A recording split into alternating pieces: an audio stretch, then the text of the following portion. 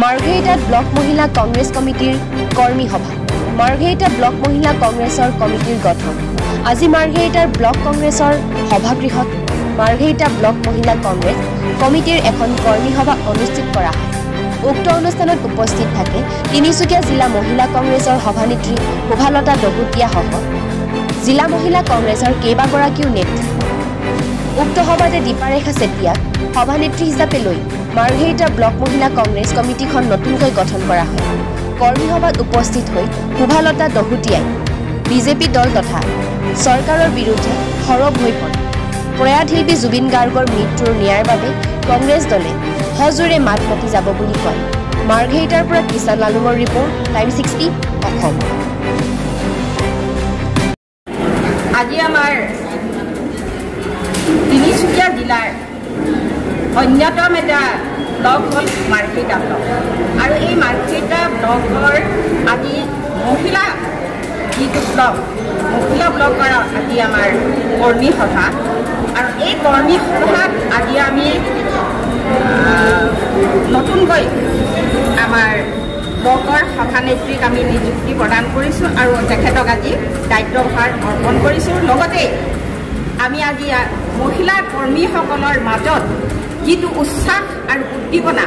সেয়া আপোনালোকৰ আজি আমাৰ মাজত যি মহিলাৰ উপস্থিতি সেই উপস্থিতিয়ে প্ৰতিপন্ন কৰিছে যে মহিলাসকলে পুনৰ পৰিৱৰ্তন বিচাৰিছে যিটো পৰিৱৰ্তন নেকি আমাৰ এখন সুস্থ সমাজ আৰু আমাক অৰ্থনৈতিকভাৱে সবল আৰু সুখ আৰু সমৃদ্ধি প্ৰদান কৰিব পৰা আৰু উচিত ন্যায়সংগতভাৱে যি ধৰণে সাংবিধানিকভাৱে যি ধৰণে প্ৰগতি আৰু সমৃদ্ধি হ'ব পাৰে তেনেকুৱা এখন সুস্থ এটি ব্লক গঠন কৰি আমাৰ এই বিধানসভাৰ সমষ্টিটো আমি জিকাই আনিবৰ বাবে সংঘবদ্ধ হৈ আৰু সংকল্প আমি আজি ল'ম যে আমি আমাৰ এই মাৰ্ঘেৰিটাৰ ব্লক মহিলা আৰু পেৰেন্টছপতি যি ব্লক আছে আমি একত্ৰিতভাৱে আমি সকলোৱে একদম যুদ্ধকালীন পূৰ্ণগতিত সকলোৱে একত্ৰিত হৈ আমি আমাৰ যি যুদ্ধ সেই যুদ্ধত অৰ্থাৎ নিৰ্বাচনকেন্দ্ৰিক যি যুদ্ধ সেই যুদ্ধত আমি অৱতীৰ্ণ হ'বৰ বাবে আমি আজি সুসংকল্পবদ্ধ হৈছোঁ আৰু সংকল্প গঠন কৰিম অলপ সময়ৰ পিছতেই আৰু আমাৰ যি হেৰুৱা সন্মান হেৰুৱা আমাৰ যি আসন এই আসন আমি উদ্ধাৰ কৰিবলৈ আমি সক্ষম হ'ম এইটো আমাৰ বিশ্বাস আৰু আমাক অন্ততঃ এইখিনি ক্ষেত্ৰত আমাৰ ৰাইজে সহায় কৰিব আৰু যিহেতুকে আপোনালোকে দেখিছে আজি শাসনাধিষ্ঠ যিখন চৰকাৰ জাতি মাটি ভেটি নামত তেখেতসকলে আমাৰ সম্পূৰ্ণ আভুৱা ভাৰী এখন আমাক অলৌকিক জগতৰ তেখেতসকলে এনেকুৱা ধৰণকে আমাক বিভিন্ন প্ৰদূষণেৰে কথা ক'লে য'ত নেকি আমি সঁচাকৈয়ে যে সেই সময়ত আমি আমাৰ স্বপ্ন বিভোৰত আছিলোঁ যে হয় আমি তেনেকুৱা ধৰণৰ সুবিধা পাম য'ত নেকি আমাৰ জাতি মাটি ভেটি সেই সকলোবোৰ উদ্ধাৰ হ'ব আৰু আমি বৰ্তমান যি ধৰণে আমি যেনেকুৱা ধৰণে আমি অধিকাৰ পাব লাগিছিল সেই অধিকাৰ আমি পোৱা নাই আৰু আমি পৰৱৰ্তী সময়ত পাম তেনেকুৱা ধৰণে আমাক সপোন দেখুৱাই মিছলীয়া বিজেপি চৰকাৰে সেই সময়ত সকলোকে টুপি পিন্ধালে আজিৰ সময়ত কিন্তু সেই টুপি খোল খালে আৰু আমাৰ সেই সপোন দেখাৰ দিনকেইটা আমি যি স্বপ্নৰ দস্তা হৈ আছিলোঁ সেই সপোন আমাৰ স্বপ্ন ভংগ হ'ল যিহেতুকে আজি চাৰিওফালে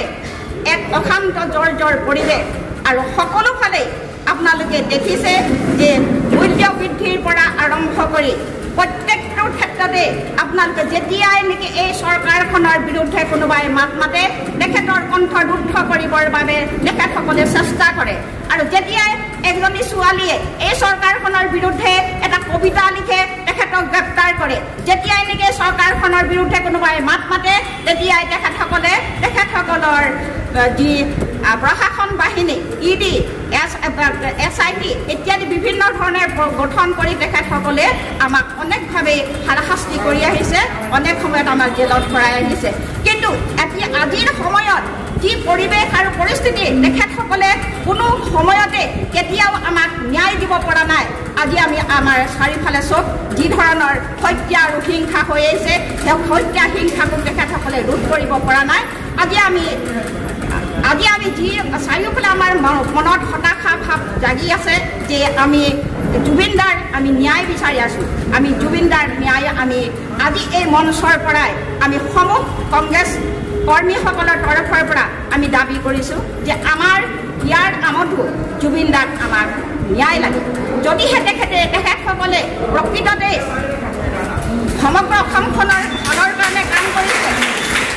যদিহে তেখেতসকলে দেশৰ কাৰণে ভাল কাম কৰিছে যদিহে তেখেতসকলে আমাৰ অসমৰ যি সম্পদ সেই সম্পদসমূহ ৰক্ষণাবেক্ষণ দিবৰ বাবে তেখেতসকলে সাংবিধানিকভাৱে চেষ্টা কৰিছে তেন্তে আজি আমি একো নিবিচাৰোঁ আমি সময়ত আজি বিচাৰিম যে আমাৰ জুবিনদাৰ হত্যা হৈছে নে কি ধৰণৰ মৃত্যু হৈছে সেই মৃত্যুৰ উচিত তদন্ত কৰি আৰু যদিহে কোনোবাই তেখেতক হত্যা কৰিছে সেই হত্যাৰ আমাৰ বিচাৰ লাগে আৰু সেই দোষীসকলে দৃষ্টান্তমূলক শাস্তি আমাৰ সমগ্ৰ আজি